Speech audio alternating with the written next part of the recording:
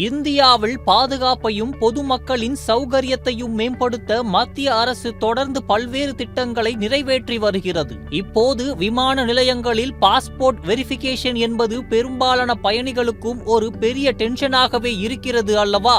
அதனால்தான் இப்போது மத்திய அரசு ஒரு புதிய நடவடிக்கையாக இ பாஸ்போர்ட் என்ற புதிய வகை பாஸ்போர்ட்டை அறிமுகப்படுத்தியுள்ளது. இது பயண அனுபவத்தை மேம்படுத்தவும் பாதுகாப்பு அம்சங்களை பலப்படுத்தவும் ஒரு முக்கிய முயற்சியாகும். 2024 ஏப்ரல் 1 முதல் பாஸ்போர்ட் சேவா திட்டம் 2.0 என்னும் புதிய வெர்ஷனின் கீழ் முதற்கட்டமாக 13 முக்கிய நகரங்களில் இ பாஸ்போர்ட் வழங்கப்படுகிறது. நாக்பூர், புவனேஸ்வர், ஜம்மு, கோவா, சிம்லா, ராய்ப்பூர், அமிர்தசரஸ், ஜெய்ப்பூர், சென்னை, ஹைதராபாத், சூரத், ராஞ்சி மற்றும் டெல்லி ஆகிய நகரங்களில் இந்த திட்டம் அமல்படுத்தப்பட்டுள்ளது. சென்னையில் மட்டும் கடந்த மார்ச் 3 முதல் இ பாஸ்போர்ட் வழங்கப்பட்டு வருகிறது.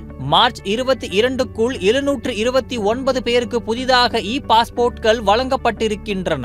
இந்த இ பாஸ்போர்ட்டில் உள்ள ஸ்பெஷல் என்ன தெரியுமா?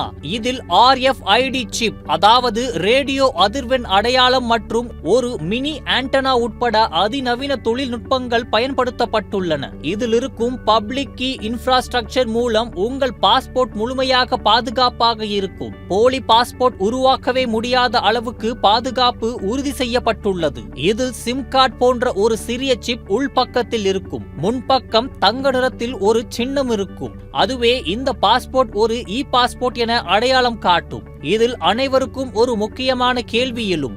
எனக்கு ஏற்கனவே பாஸ்போர்ட் இருக்கே, இப்போ இது வேண்டுமா என்று. அதற்கான பதில் இல்லை.